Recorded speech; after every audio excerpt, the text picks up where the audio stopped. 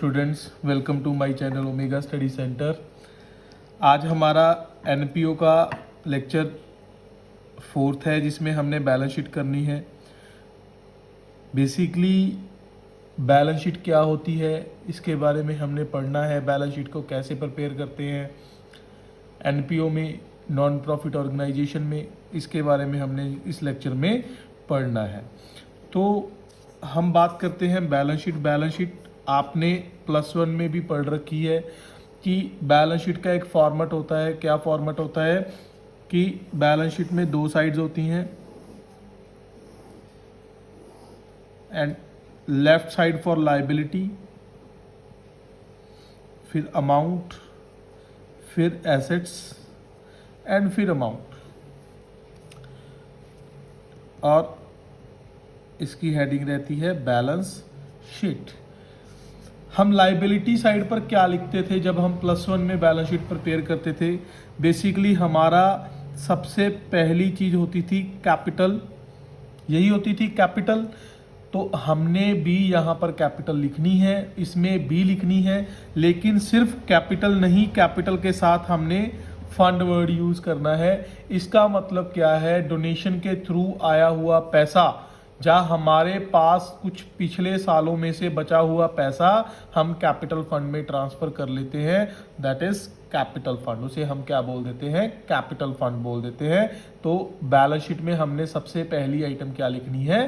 Capital fund लिखनी है। उस दिन हमने पढ़ा था लाइफ मेंबरशिप फीस, जो कि कैपिटलाइज्ड आइटम होती है, हमने उसे भी यहाँ पर लिखना है। नंबर 3, कोई भी स्पेसिफिक फंड। स्पेसिफिक फंड का मतलब क्या है? बिल्डिंग फंड,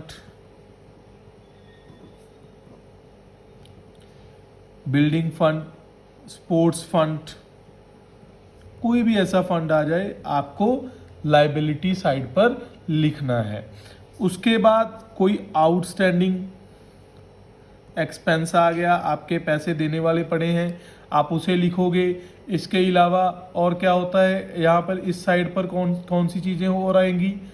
सर हम ना जब +1 में कैपिटल फंड कैपिटल लिखते थे उसमें हम net profit, net loss, drawings interest on capital, additional capital interest on drawings, जो भी रहता था हम उसे एडलेस करते थे। क्या इसमें भी हमने इनकम एंड एक्सपेंडिचर के सरप्लस या डेफिसिट को ऐड और लेस करना है? जी बिल्कुल सही, हमने यहाँ पर भी वैसा ही करना है जैसे हम +1 में करते थे। मतलब हम कैपिटल फंड को कैसे लिखेंगे? Capital fund add surplus less deficit अगर कोई है। फिर नंबर 3 इसमें ऐड और भी चीज करनी है। हमने क्या करना है? अगर हमने कोई फंड इन्वेस्ट किया है, फंड का पैसा हमने यूज कर लिया, इसकी मैं एग्जांपल देता हूं आपको अभी, फिर उसके बाद हम आगे बढ़ेंगे। तो हमने इसे बनाकर यहां पर लिख लेना है। स्पोर्ट्स फंड, बिल्डिंग फंड मैंने आपको बता दिया, और आपको ये भी पता है बिल्डिंग फंड और स्पोर्ट्स फंड को लिखते कैसे हैं। हम इसे करेंगे, इसकी मैं अभी सिर्फ आपको फॉर्मेट करवा रहा हूं। इसके बाद हम इसका एक न्यूमेरिकल भी करके देखेंगे जिससे आपको क्लियर हो जाएगा, आपकी प्रैक्टिस भी हो जाएगी। फंड इन्वेस्टमेंट जो मैंने लिखी है तो उसका मतलब क्या है पहले मैं आपको वो बता दूं। सपोज हमें बिल्डिंग बनाने के लिए फंड मिला, बिल्डिंग फंड, जिसे हम क्या बोलते हैं? बिल्डिंग फंड बोलते हैं। बिल्डिंग फंड मिला हमें 10 लाख, 10 लाख रुपए हमें मिले। हमने उसमें से 4 लाख रुपए यूज कर लिए, इन्वेस्ट कर दिए, बेसिकली बिल्डिंग कंस्ट्रक्ट कर ली हमने। बिल्डिंग की कंस्ट्रक्शन पर हमने 4 लाख रुपया यूज कर दिया। तो कंस्ट्रक्शन हुई, कंस्ट्रक्शन को हमने क्या करना होता है? बिल्डिंग फंड में से माइनस हो जाएगा, मतलब हमारे पास फंड कितना बच गया? 6 लाख। तो हमने यहाँ पर बिल्डिंग फंड में लिखना कितना है? 6 लाख रुपए। लेकिन जो 4 लाख का हमने बिल्डिंग को रेडी कर लिया, उसे हम कहाँ पर ऐड करेंगे? हम यहाँ पर कैपिटल फंड में ऐड करेंगे और एसिड साइड पर हम क्या लिखेंगे, हमारी बिल्डिंग, कि हमारी 4 लाख रुपए की बिल्डिंग बनके तैयार हो गई। तो दोनों साइड आपका ट्रीटमेंट होगा। समझ आई आपको? अगर आपने कोई आपको फंड मिला, स्पोर्ट्स के लिए मिला, बिल्डिंग के लिए मिला, बेसिकली अगर आपने वो चीज उस एसिड पर इन्वेस्ट कर दी, कोई ऐसी चीज है जो आपके पास परमानेंट बेसिस पर आ रही है, तो आपने इस साइड तो लिखना ही लिखना है, इसके साथ आपको कैपिटल फंड में भी उसे ऐड करना है। आपको इस चीज का ध्यान रखना है। इन केस आपने जो इन्वेस्ट किया, इन्वेस्ट मतलब खर्च कर दिया, इन्वेस्टमेंट मतलब मत समझना आप। कई बार क्या होता है, हम क्या करते हैं, बिल्डिंग फंड में से मान लो हमें पता है हमें 1 साल के लिए पैसे की जरूरत नहीं है, कंस्ट्रक्शन चल रही है, इसके बाद हमें जरूरत पड़ेगी, तो हमने 2 लाख रुपया कहीं इन्वेस्ट वैसे कर दिया, बैंक में रख दिया, डिपॉजिट करवा दिया, किसी को उधारा दे दिया कि हमें इंटरेस्ट मिलता रहेगा, तो वो चीज हमने इसमें ऐड नहीं करनी। वो तो हमने नॉर्मली लिखना है बिल्डिंग फंड इन्वेस्टमेंट, वो तो हमने सिर्फ और सिर्फ नॉर्मली इधर लिख लेना है कि बिल्डिंग फंड इन्वेस्टमेंट 2 लाख रुपए। मैं रिपीट करता हूं, अगर आपने फंड का पैसा यूज किया तो आपने यहां पर ऐड करना है हमारे कैपिटल फंड में, अदरवाइज आपने एसिड साइड पर, अगर आपने वैसे नॉर्मली इन्वेस्ट किया है तो आपने नॉर्मल सिर्फ एसिड साइड पर ही लिखना है बिल्डिंग फंड इन्वेस्टमेंट। उसके बाद हमारे पास और कौन से एसेट्स होते हैं, फर्नीचर हो गया, ठीक है, फर्नीचर के बिना हमारे पास कैश होगा, बैंक बैलेंस होगा, उसके अलावा और क्या होगा हमारे पास होगी एक्रूड इनकम। अगर हमने कोई पैसा लेने वाला पड़ा है, हमने नहीं लिया, या आप बोल सकते हो एक्रूड सब्सक्रिप्शन, हम पढ़ते हैं ना कि साल के एंड में पैसे लेने वाले पड़े हैं, लेकिन कई बार हमें एडवांस भी मिल जाते हैं, तो एडवांस सब्सक्रिप्शन आप कहां पर लिखोगे, क्योंकि हमें पहले ही पैसे मिल गए, तो हमारी ये क्या बन गई, लायबिलिटी बन गई। आपको मतलब तो पता ही है लायबिलिटी का क्या होता है, लायबिलिटी का मतलब होता है हमारी देनदारी। अच्छा, हम +1 में एक अकाउंटिंग इक्वेशन पढ़ के आए थे, तो यहां पर अकाउंटिंग इक्वेशन कौन सी बनेगी, अकाउंटिंग इक्वेशन क्या बनेगी, हमने +1 में पढ़ा था assets is equal to capital plus liabilities, लेकिन यहां पर लायबिलिटीज भी हैं, एसिड्स भी है। कैपिटल होता था ऑनर का पैसा, एनपीओ में तो कोई ऑनर है ही नहीं, तो इसी वजह से हम कैपिटल की जगह कैपिटल फंड भी लिख सकते हैं। तो इसमें भी ये इक्वेशन अप्लाई होगी, लेकिन कैपिटल की जगह हमने कौन सा वर्ड लिखना है, कैपिटल फंड लिखना है। आपको इस चीज का ध्यान रखना है, कैपिटल सिर्फ और सिर्फ रिप्लेस हुई है कैपिटल फंड के साथ। तो ये आ गया हमारी एसिड साइड की आइटम्स, आपने इसको लिख लेना है, और आपको पता ही है कि एंड में हमारा दोनों साइड का टोटल क्या आ जाएगा, इक्वल आ जाएगा। ये तो आपने +1 में ऑलरेडी सारा कुछ कर रखा है।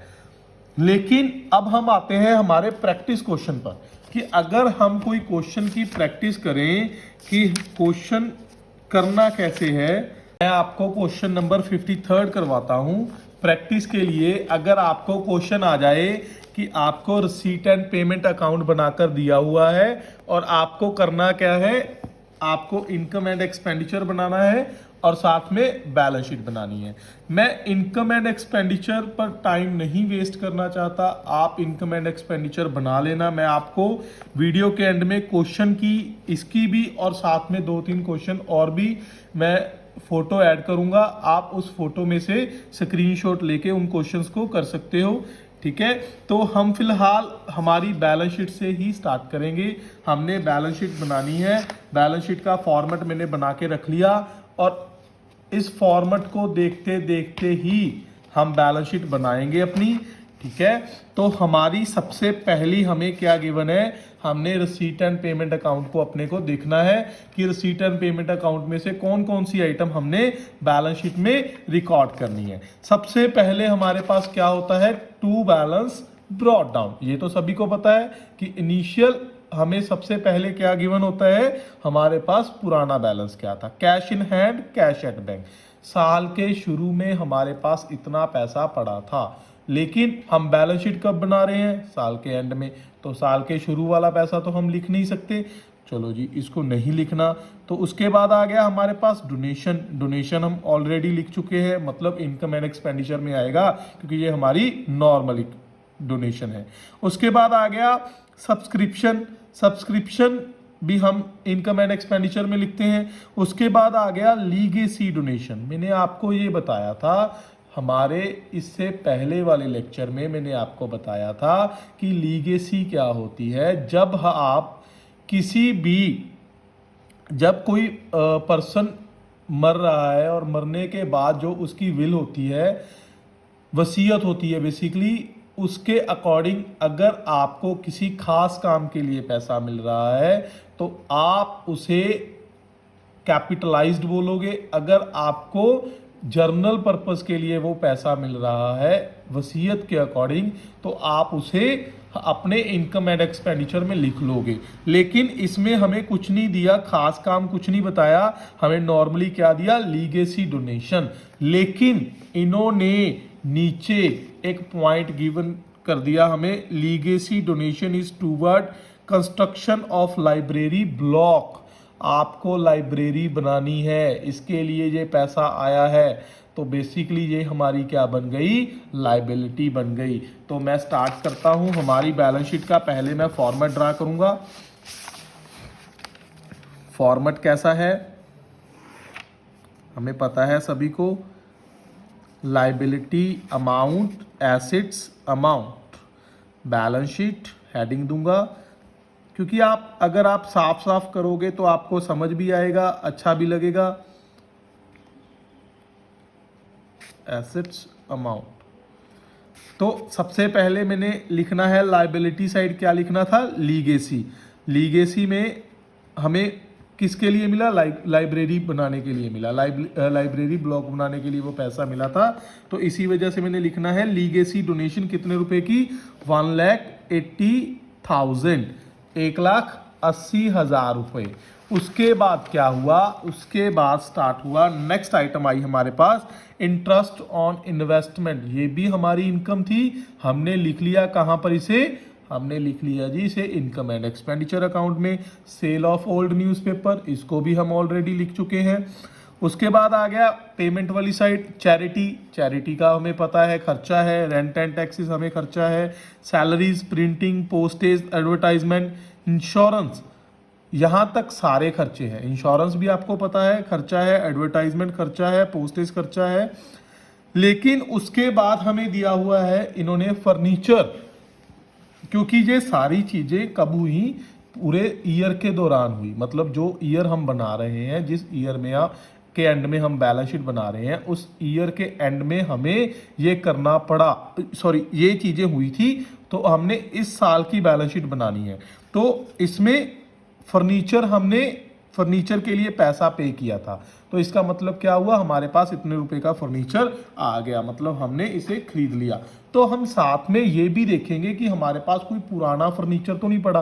पहले से अगर हमारे पास कोई फर्नीचर पड़ा होगा तो हम उसमें ऐड कर लेंगे। मान लो 1 लाख रुपए का पहले पड़ा है, 2 लाख का हमने अब खरीद लिया, तो हमारे पास टोटल 3 लाख का हो जाएगा। तो हम नीचे एडजस्टमेंट में देखेंगे कि हमें कहीं फर्नीचर तो नहीं गिवन है, नहीं हमें गिवन नहीं है। इसी वजह से मैं फर्नीचर को सिर्फ ऐसे ही लिख लूंगा जितने का मैंने अभी परचेज किया है। तो क्या लिखूंगा? फर्नीचर। अगर डेप्रिसिएशन होती तो मैं डेप्रिसिएशन भी लगाता। आपको इन चीजों का ध्यान रखना है। 2,16,000। उसके बाद हमें गिवन है इन्वेस्टमेंट। आपको पता है इन्वेस्टमेंट भी क्या होती है? हमारी एसेट्स होती हैं। तो हमने इसे भी एसेट साइड लिखा। कितने रुपए की इन्वेस्टमेंट है? इन्वेस्टमेंट है 2,30,000, 2,30,000। उसके बाद हमारे पास है balance carry down. Balance carry down का मतलब आपको पता चल गया, हम रसीट एंड पेमेंट अकाउंट बना रहे हैं, मतलब हम कैश बुक बना रहे हैं एक तरह की। तो जो कैरी डाउन बैलेंस है वो हमारे पास बचा हुआ पैसा है साल के एंड में, जो बैंक में भी पड़ा है और इन हैंड भी है, मतलब हमारे कैश बॉक्स में भी पड़ा है। तो हमने इन दोनों को हमारे एसेट्स ट्रीट करना है। आपको इस चीज़ को ध्यान रखना है, जो ब्रॉड डाउन बैलेंस था वो साल के शुरू वाला था और ये साल के एंड वाला है, और हम बैलेंस शीट कब बना रहे हैं? साल के एंड में। इसी वजह से हमने साल के एंड वाला बैलेंस लेना है। कैश इन हैंड हमें दिया हुआ है 99,000, कैश इन हैंड 99,000 और कैश एट बैंक हमें गिवन है 1,60,000, 1,60,000।